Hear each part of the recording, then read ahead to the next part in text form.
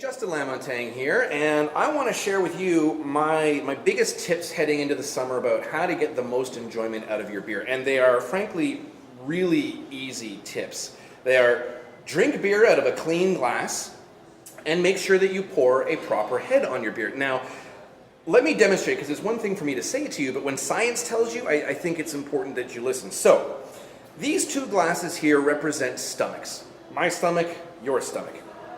And you know how to pour a beer properly, but I'm going to exaggerate. So here you are pouring your nice cream or pale wheat into a glass, and oh my gosh, look at that foam.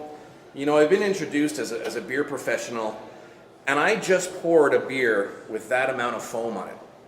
Whoa! So, again, I'm proving a point. I wanted to pour that much head for a reason. Couple things.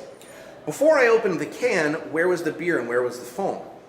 Foam is beer, beer is foam, right? When a beer is born, the yeast consumes the sugars through fermentation and creates alcohol and CO2.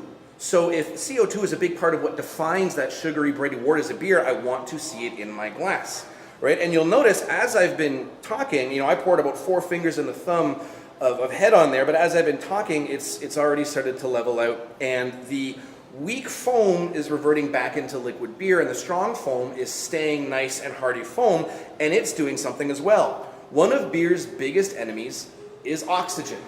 And all of the oxygen in the atmosphere right now can't get at my liquid beer because it's being defended by a nice, thick foam collar here, right? So the last sip is going to taste as fresh as my first sip.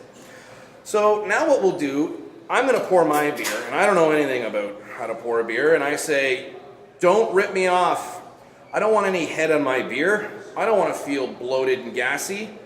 Make sure you fill that glass right up to the top, because I paid top dollar for my beer, right? So there I go, I fill it up. Now, first things first, you've never seen a beer ad that looks like this, right? Every beer ad you've ever seen has a nice, thick foam collar on it, and that's for good reason. So, virtually emptied the can here. There we go.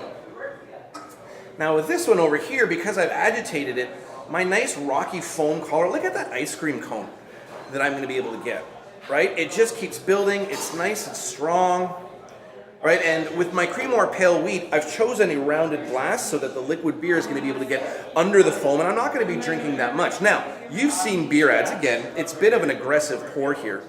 So there is a beer ad you've seen, right? You've got the nice beautiful cream or pale wheat and a nice thick foam collar, and it just keeps going. So now, where the rubber's going to hit the road is you and I are out for dinner, and we both enjoy our beers, and you poured your beer properly, and I have not poured my beer properly, but we're out at dinner, and you get a nice grilled chicken salad represented by the napkin, and down the hatch it goes into your stomach, proper pour, and not much happens, a little bit of displacement, no big deal.